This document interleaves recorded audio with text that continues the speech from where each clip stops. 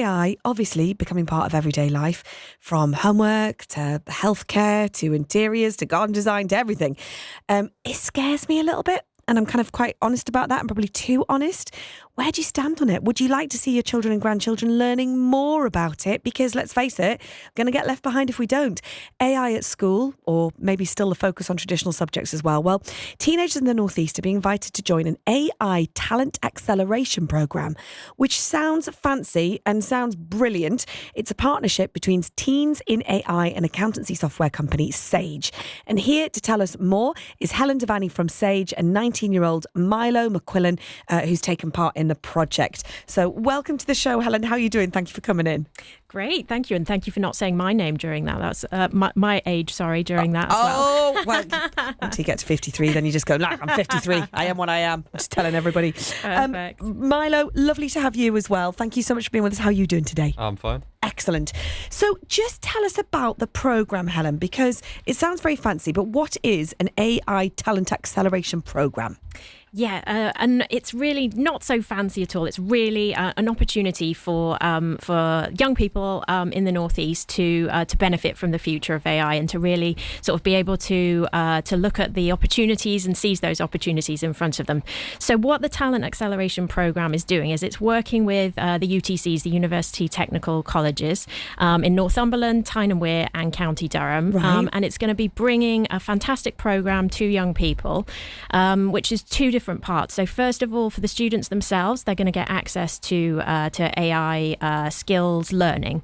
And the critical thing about this learning is that it's not just teaching them how to use AI, it's teaching them how AI works. Okay. And also some of the things that they need to learn about AI and perhaps its limits as well as its opportunities. So it's a real kind of whole holistic approach, which focuses on the ethics of AI as well as the fantastic opportunities that AI brings.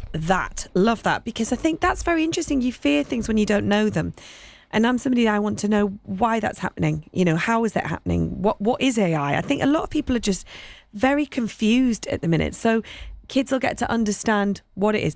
Can you roll this programme out everywhere, by the way? Because it sounds really good. That would be great. And, you know, we've had a fantastic partnership with Teens in AI so far, you know, touching over 16,000 young people globally. Yeah. And real aspirations to bring this back to Sage's home in the NorthEast and to make sure that young people in our local area are really getting access to opportunities that are going to be there for them in their future careers, because many careers, even those which are not, formally based in technology, are going to, have elements of AI in them in the future. So it's really important that we both have the skills, but also the understanding and the education that comes with the AI revolution. And presumably, Mile, I'm going to ask you this actually. Presumably, when you're learning about how it all works, the ethics and also the pitfalls, do you talk with friends about the misinformation, the things that are online that are not real, that appear real? Are you guys quite educated to look at that and see what's real and what's not? Yeah, I think definitely people around my age obviously notice AI-generated content more easily than some of the other people. Yeah.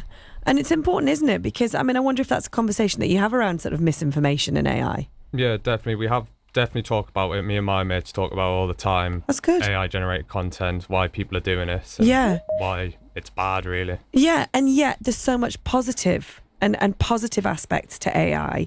So tell us about some of those, rather than us all freaking out about taking our jobs. I think sometimes we are a little bit too quick to think that, when actually there's heaps of positives, Helen. Yeah, there are huge amounts of positives with AI. It's really democratizing, a lot of knowledge, and it's opening up many opportunities for people that, that didn't exist before. And that's what's key about this program, is making sure that young people in the NorthEast are benefiting from those opportunities and able to seize them for the future, to kind of determine their success story, which is going to involve that AI skills, but also that AI awareness that we've talked about too. Yeah. So this is about kids from all sorts of different different socioeconomic backgrounds as well. So it's inclusive in that sense. Absolutely. And this is a real core part of Teens in AI's approach. They really want to make sure that, that barriers that exist for certain groups, maybe more than others, they have a really high representation of girls within their programs, who often haven't naturally been attracted to those kind of STEM careers.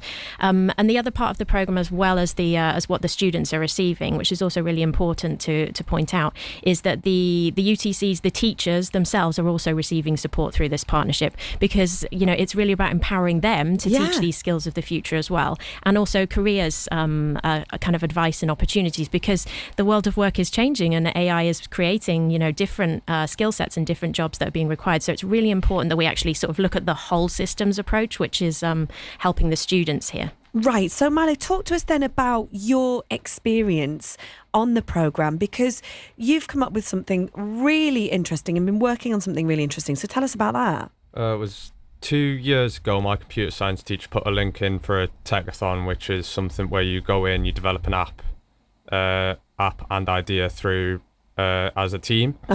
We were given 3 of the UN sustainability goals. I can't remember the other 2, but the one we chose to go through was healthy living and well-being. Yeah. And we chose to use AI alongside like a wearable device, like a bit like a Fitbit, that monitors vitals of pregnant women during their pregnancy to spot anomalies that could cause issues during pregnancy and childbirth. Gosh, that's interesting. So all the sort of health things, your diabetes, your high blood pressure, all of those kind of things. Yeah. Because there are health inequalities and outcomes when it comes to pregnancy as well. And so that's interesting. That's kind of a very inclusive thing. And have you tested it out then yet? Or you haven't got to that phase yet? We haven't got to that phase yet. But does it feel quite exciting to be doing something that could be changing life for humans for the better? Yeah, definitely. Yeah, it must do. And when you look at careers and things, in your generation, are you always thinking about AI and about tech, and actually there is going to be a career there? Not as much AI, but definitely tech. Yeah. Tech is definitely becoming a bigger sector, especially in the Northeast, I've noticed. Yeah, it's great. So opportunities. So you're not worried about jobs in the future? No. And in terms of what you've learned in the programme so far, what's the thing that you've learned the most, the best thing you've learned? It's definitely the ethics of AI and how to use it for good rather than using it for sort of nefarious things. Oh, I feel like that deserves one of these. You're changing the way I'm feeling.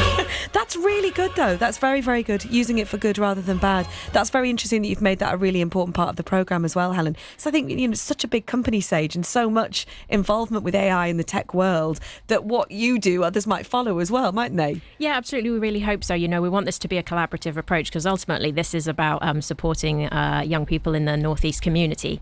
Sage is a Northeast success story, and we are here to sponsor the future success stories as well. So it's really great that this program is taking that holistic approach and putting the responsible AI right at the centre of the AI conversation. Yeah, and this is exciting, because did your team win the challenge and presented at the Alan Turing Children AI Summit in London? Am I right in thinking that? Yep. What was that like?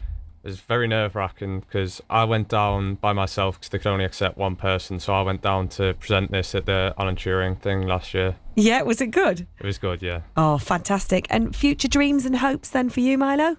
I do hope one day to get into cybersecurity or maybe AI itself. So. Fantastic. Well, best of luck. It's been so lovely chatting to you. And if people want to find out more, Helen, and maybe get involved in it themselves, maybe not this time around, I don't know how often you run the programmes, how can they do that? Yeah, so the best thing for people to do is actually to check out the fantastic Teens in AI website, which has a couple of things on it. For the programme itself, if people are interested in participating, then there's a contact us section, and that will come through to be able to participate in the upcoming programme. But also, importantly, they have an education section on their website, which also just helps anybody who's interested in this topic, to really think about how AI is being used, how it can be used for good, the ethics behind it, as well as some of those practical skills and getting started with AI. Can you explain what it is in a minute? Can you explain what AI is, Milo? I don't think a minute's enough time. Is it not? No.